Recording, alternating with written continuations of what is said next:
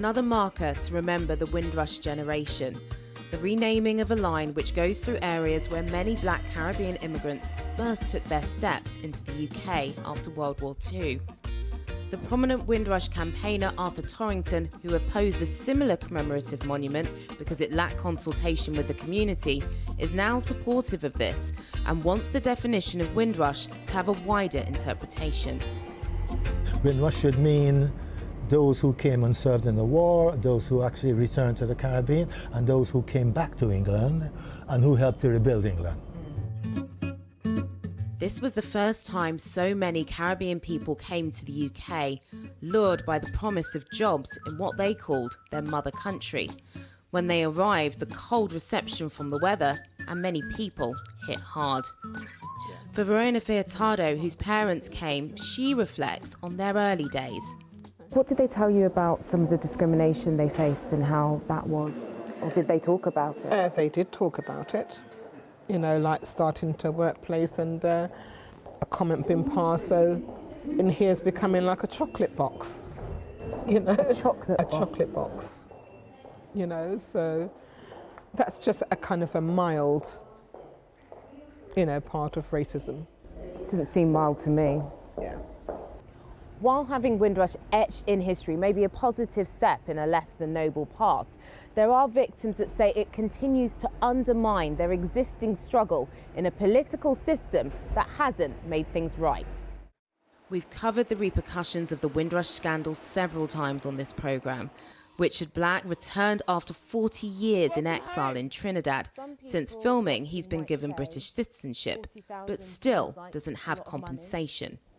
They could take that £40,000, stick it. Right? Stick it? Stick it. If you rush. The MP Paulette Hamilton is hosting an event with Windrush victims tonight. I've spoken to many victims recently who have just been flabbergasted with how slow the process has been. And they're even more upset because they thought it was a Labour Party that would be on their side. What do you say to those people? Can I say to you that we came into power on the 5th of July? We haven't been here 16 weeks yet. It's only November. I've been reassured by government that they are taking our Windrush generation seriously. This project is a London project, but it's cost around £6 million. There are people who are saying, why didn't that money go into something else? I absolutely believe that this project is the right thing to do. Although I'm from Birmingham, it means an awful lot to me because what it represents is how our people first came here from the Caribbean and the reasons why they came to this country. How important is it to have a positive association with the word Windrush?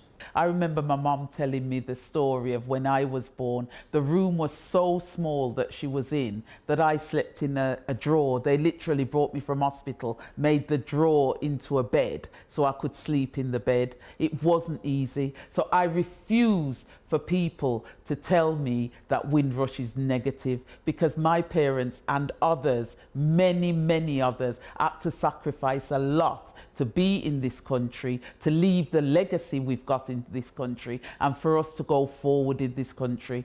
They did it to ensure that British history remembered us, and I do not want them to only remember us in a negative way. I don't. The word Windrush has the power to evoke bittersweet feelings of pride and anger in equal measure.